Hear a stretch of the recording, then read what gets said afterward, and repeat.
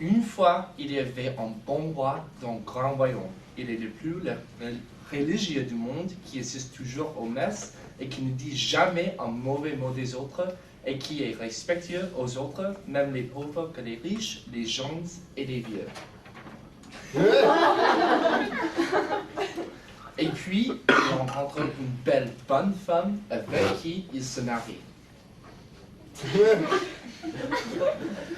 Elle accouche un enfant chrétien et voilà le moment où l'histoire commence. Chrétien devient adulte avec les mêmes valeurs que ses parents, aimant tous les habitants de son royaume.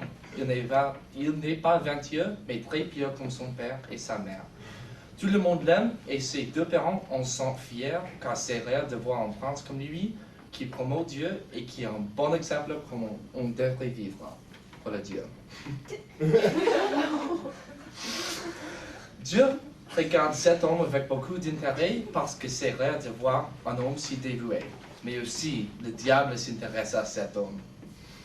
Et voilà le diable.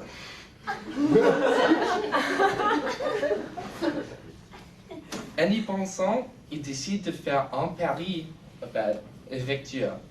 Tous les hommes ne sont pas aussi loyaux que vous pensez, dit le diable. Dites à un chrétien de vous rendre en service n'importe quoi. Je vous dis qu'il n'y réussira pas, car je peux tenter chaque homme et personne n'est aussi loyal à vous qu'à eux-mêmes. Mais si j'ai tort et s'il réussit, je m'en arriverai de sa vie. Et voilà le diable qui parle à Dieu. Vous me présentez une idée plutôt intéressante. J'aime bien penser que mes adeptes me suivront et m'aimeront plus que vous. Chrétien est le plus loyal que je connaisse. Je vais accepter votre pari. Une nuit, Dieu apparaît à Chrétien dans un rêve. Il lui demande de construire une église sans l'aide des autres. Cela m'entrera 3 fois en moi, lui dit Dieu. Et puis, en entendant, le diable commence à essayer de tenter Chrétien. Il y a 3 mois depuis que Chrétien a commencé à travailler. Le diable fait venir un grand orage pour l'arrêter. Les vents détruisent les toits des petites maisons et le déluge tout le bétail. Chrétien s'arrête de travailler pendant 3 mois et il retire chez lui pour ce rêve. En le voyant, ses parents lui demandent pourquoi il est à la maison beaucoup plus que normal. Chrétien leur répond, « Je me sens triste parce que quelque chose me manque. Je voudrais bien recommencer à faire le travail de Dieu, mais l'orage ne s'arrête pas. Il manque Dieu. » Chrétien lui dit sa mère, les bonnes choses, surtout le travail de Dieu, ne sont guère les choses les plus faciles à faire. Il faut que tu suives ton corps et pas toujours la tête. Recommencer à la construire et l'espoir reviendra à toi. Chrétien, avec une nouvelle mentalité, sort de la maison et recommence à travailler, sachant que rien ne peut l'arrêter. Le diable se fâche. Il a échoué son premier essai d'arrêter Chrétien. De plus, l'Église qu'il crie devient plus et plus connue. La création rallume la foi pour le peuple et de voir leur prince qui pratique sa foi si fortement. Pour le deuxième, le diable reconnaît et décide de se profiter de sa grande foi en Dieu. Le diable apparaît caché comme Dieu dans un rêve de Chrétien pour lui parler.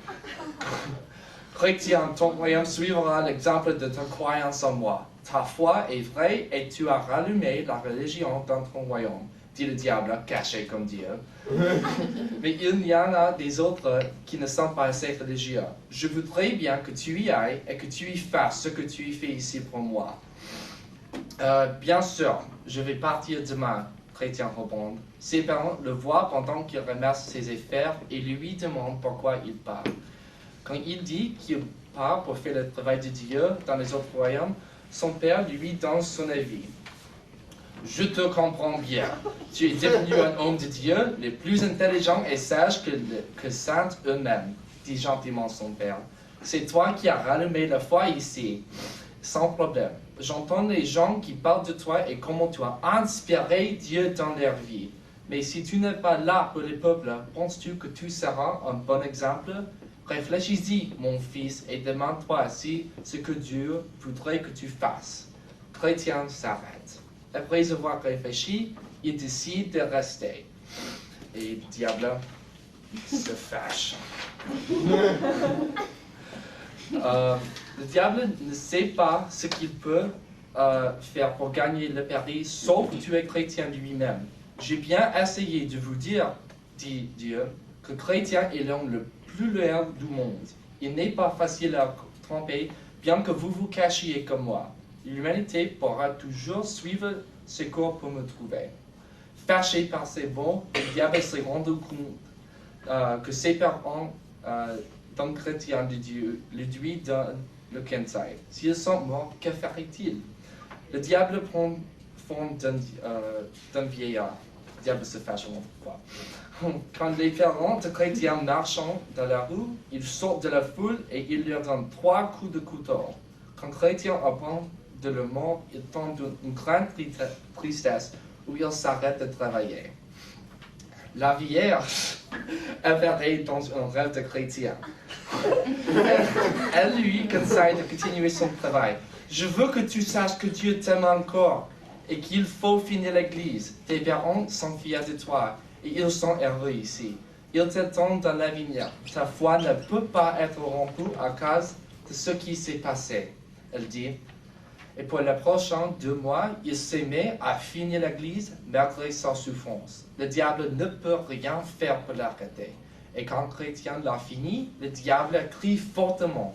Chrétien peut finalement se rester et son royaume peut prospérer sans l'intervention du diable. Pendant son règne comme il trouve une belle femme avec qui il se marie. Elle accouche de beaux enfants. Et il vit joyeusement pour le reste de la vie.